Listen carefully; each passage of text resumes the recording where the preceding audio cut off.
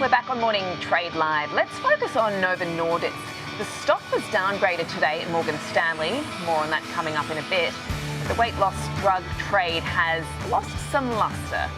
Check out this comparison chart of Novo Nordisk and Eli Lilly over the past year. Both stocks are down over the last 12 months.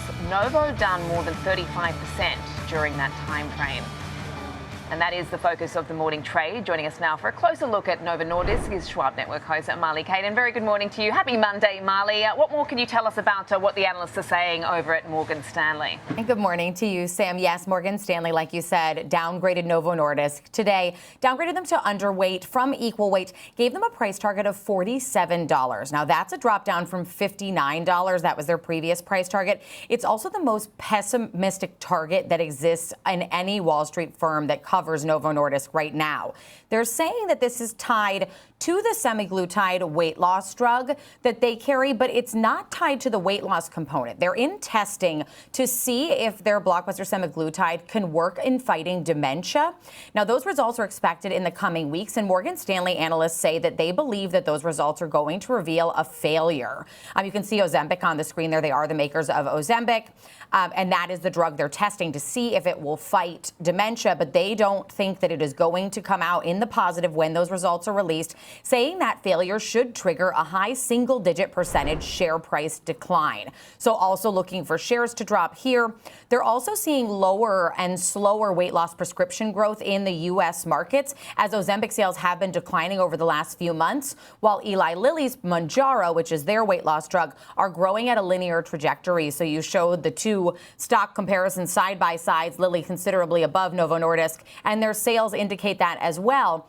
Now, the lack of momentum in prescriptions for Ozempic, for Wegovy, and Rybelsus make Morgan Stanley pessimistic and cautious on the company's short-term growth profile, saying that Novo lacks the catalyst to prevent any of these downside risks from coming to fruition in the next 6 months. They also lowered to the downside their 26 and 27 consensus estimates. So, and Novo Nordisk, just for note, Sam, has about a third of the global branded diabetes/weight loss drug treatment. So they do have a very considerable market share, but Morgan Stanley just doesn't see any upside potential for them with these declining sales and potentially negative results for their most recent tests.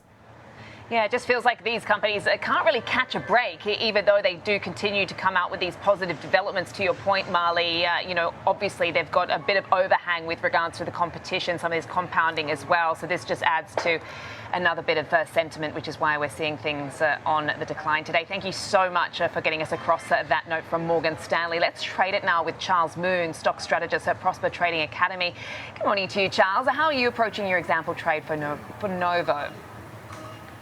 Typically, I would love to short a name like this, especially with the downgrades, but being at these levels, I actually think the rebound makes a lot of sense. I think there's some great value in the near term. And I think that, if they actually surprise Wall Street in terms of data points, that we could actually see a lot of demand coming in. So they got a lot of support layered in from 53 down to $50, but I want to make sure I have a little bit of downside protection. So I want to buy a little bit of time as well. I like the October 24th, November 7th call diagonal. I'd be shorting the 62 strike on the October 24th and going long the November 57 strike.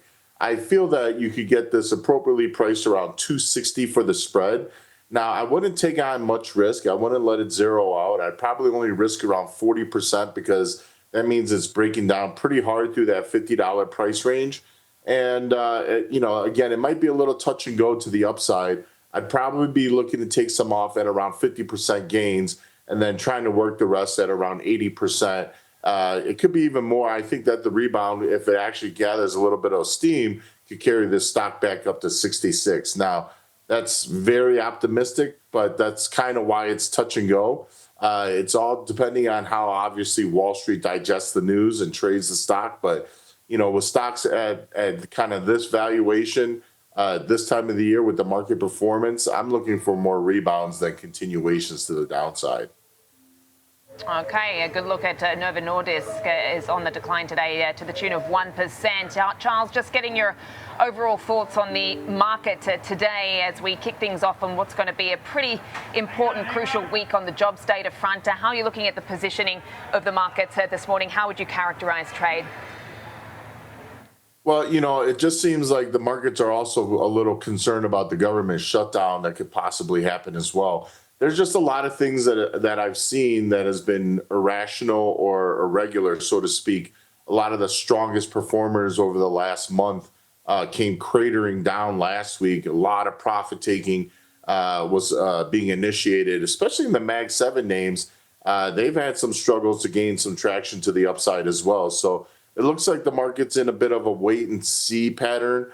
I think the more positive data that kind of help influences Fed policy towards the rate cuts that's being projected will only kind of put risk on, but it may be, again, short term. It just seems like the market right now is ready for, any kind of reason to take profits off the table, but more than ready to actually put risk on if the situation calls for it. So I think, if we get a little bit more balance and a little bit more security in the markets as opposed to overhanging concerns, we're just going to go right back to what we were doing, which is trending higher. Okay, in a holding pattern. Charles Moon, always a pleasure. Thank you so much for joining us here today. Charles Moon, stock strategist at Prosper Trading Academy. Appreciate your time.